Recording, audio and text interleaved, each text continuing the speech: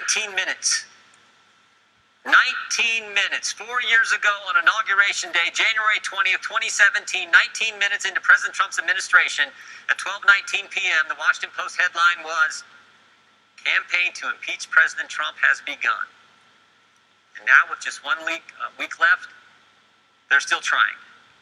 In 7 days, there will be a peaceful transfer of power, just like there has been every other time in our country.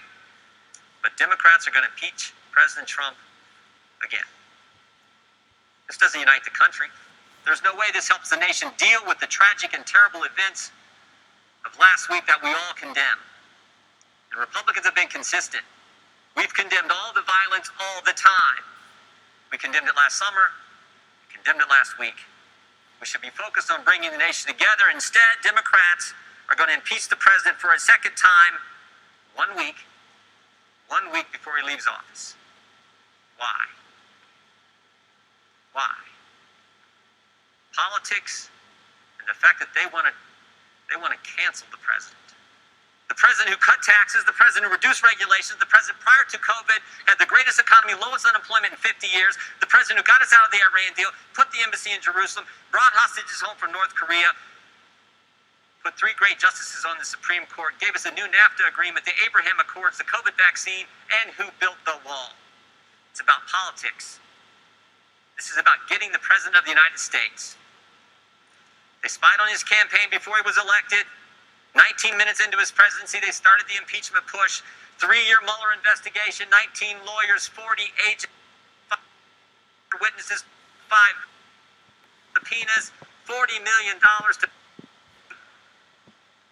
impeachment round 1 based on an anonymous whistleblower with no firsthand knowledge who was biased against the president and who worked for Joe Biden. Now it's impeachment round 2. It's always been about getting the president no matter what. It's an obsession that is now broadened. It's not just about impeachment anymore, it's about canceling, as I've said. Canceling the president and anyone that disagrees with them. The Ayatollah can tweet, the president can't. Democrats can object on January 6, 2017, but Republicans aren't allowed to object on January 6, 2021. Democrats say Antifa is a myth. Republicans condemn all violence all the time. The double standard has to stop. And frankly, the attack on the First Amendment has to stop. And stop and think about it. Do you have a functioning First Amendment when the cancel culture only allows one side to talk?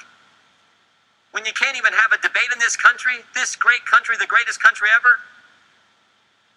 It needs to stop, because if it continues, it won't just be Republicans who get canceled. It won't just be the President of the United States. The cancel culture will come for us all. America's a great country, the greatest country ever. It seems to me that we need to think about how great the people of this nation really are. Think about what we've accomplished in the past and begin to come together as leaders who represent so many great folks across our districts. Think about this.